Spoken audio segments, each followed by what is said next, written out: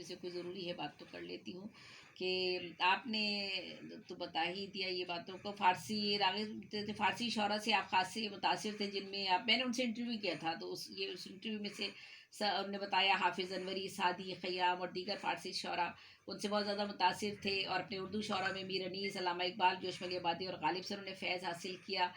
اور ان کی پاکستان بننے سے قبل ہی 2 کتب تھی شائع ہو چکی تھی. ایک کتاب 1946 میں اور ایک کتاب 1944 میں. ساغر صدرنگ 1944 میں آئی تھی اور پھر 1946 میں عزم و اظہار کے موضوع پر اپنی کتاب شائع ہوئی تھی جس میں قومی اور سیاسی منظومات تھی.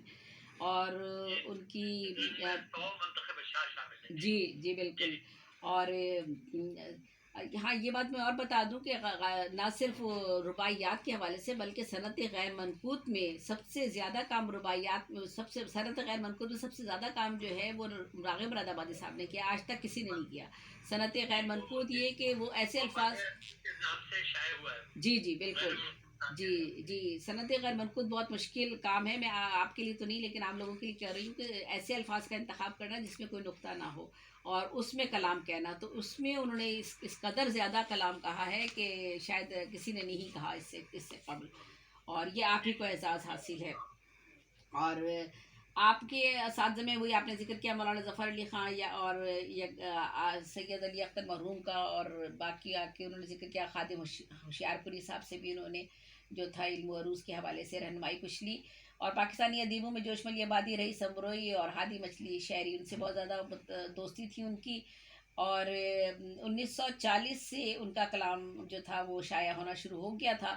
ہفت روزہ سرفراز لکھنؤ میں اور پھر روزنامہ ذمہ دار میں بھی شائع ہوا. پہلا مشاعرہ انہوں نے دہلی میں اٹینڈ کیا. پھر یہ سلسلہ ان کا چل نکلا. اور بس میں آگے جاتی ہوں. 1-2 بس یہی میں نے جملے لکھے ہوئے تھے. تو یہاں ایک اور ان کا قطع آ گیا. ایک اور قطع ہے وہ پڑھتی ہوں. کیوں کوئی روایات کے پیچھے بھاگے، فرسودہ روایات ہے کچے دھاگے. راغب میں نئی نسل سے مایوس نہیں، جائے گی نئی نسل تو ہم سے آگے. تو ماشاءاللہ بڑے ہاں. اور انہوں نے جو میں نے جیسے بتایا کہ ان کی پسندیدہ صنف سخن ان کی رباعی تھی اور 600 سے زیادہ رباعیات انہوں نے احادیث جو ہیں 600 احادیث ان کو انہوں نے رباعیات میں جو ہے اس کا لب لباب جو ہے انہوں نے بیان کیا ہے. یہ بہت بڑا بہت ان کا بے اندازہ کام ہے. اس کا تو ہم تذکرہ بھی نہیں کر سکتے. اور کیونکہ جو میرے پاس ان کی کتابوں کی لسٹ ہے. اچھا شاگردوں میں بھی سب سے زیادہ میرا خیال ہے کہ سبا اکبر آبادی کے بعد جو ہے وہ شمار راغب صاحب کا ہی ہوتا ہے کہ سب سے زیادہ شاگرد دنیا بھر میں راغب مرادآبادی کے رہے. حبیب جالب کا جو تخلص تھا وہ بھی انہوں نے ہی جالب رکھا تھا. پہلے وہ مست تخلص کیا کرتے تھے لیکن راغب مرادآبادی نے ان کا تخلص جو تھا وہ بعد میں جالب میں بدلا تھا. اور آپ نے تقریباً 93 برس کی عمر پائی ہے آپ نے اور بہت اچھے نفیس انسان تھے. باقی چیزیں میں سب کچھ بھی نہیں بات کر رہی ہوں.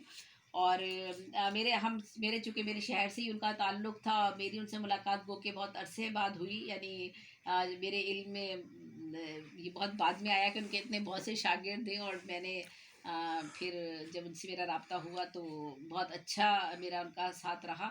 اور میں یہ بتاتی ہوں آپ کو کہ دیکھیں بعض دفعہ اس طرح سے ہوتا ہے کہ نئے لوگوں کو یا لوگوں کو لوگ آگے آنے نہیں دیتے. ہماری سخنوری کی دنیا میں یہ ہوتا ہے. میرے ساتھ بھی ایک تھا جیو کا مشاعرہ تھا، مجھے مدعو کیا گیا تو میں نے وہ کلام اپنا جا کے راغب صاحب کو دکھایا. اب میں ان کی شاگرد باقاعدہ شاگرد ان کی نہیں تھی، کبھی کبھار ان سے رہنمائی لیا کرتی تھی. تو میں ان کے پاس گئی، میں نے کہا میرا یہ ہے آپ ذرا سے دیکھ لیجیے. تو انہوں نے دیکھا میرا کلام. اس مشاعرے کی صدارت وہ خود کر رہے تھے، مجھے نہیں پتا تھا شام تک کی صدارت وہ کر رہے ہیں. مجھے تو جیو والوں نے بلایا تھا، میں اس میں شریک ہوئی تھی. اچھا اس کے بعد جو وہاں کچھ لوگ موجود تھے شعراء، انہوں نے مجھ سے کہا جی اپنا کلام ذرا دکھائیے گا. میں نے کلام دکھایا تو مجھ سے کہنے لگے یہ تو بحر میں ہی نہیں ہے، وزن میں ہی نہیں ہے. تو میں نے فوراً ہی کہا راغب صاحب بیٹھے ہوئے تھے، میں نے کہا میں نے تو راغب صاحب کو دکھایا ہے، راغب صاحب سے پوچھ لیجیے بحر میں ہے کہ نہیں ہے. بس یہ بات صرف کرنے کا یہاں مقصد یہاں یہی تھا کہ یہ سب چیزیں ہوتی ہیں ہماری سخنوری کی دنیا میں. بہت شکریہ، بہت نوازش. اور صدر صاحب کو بات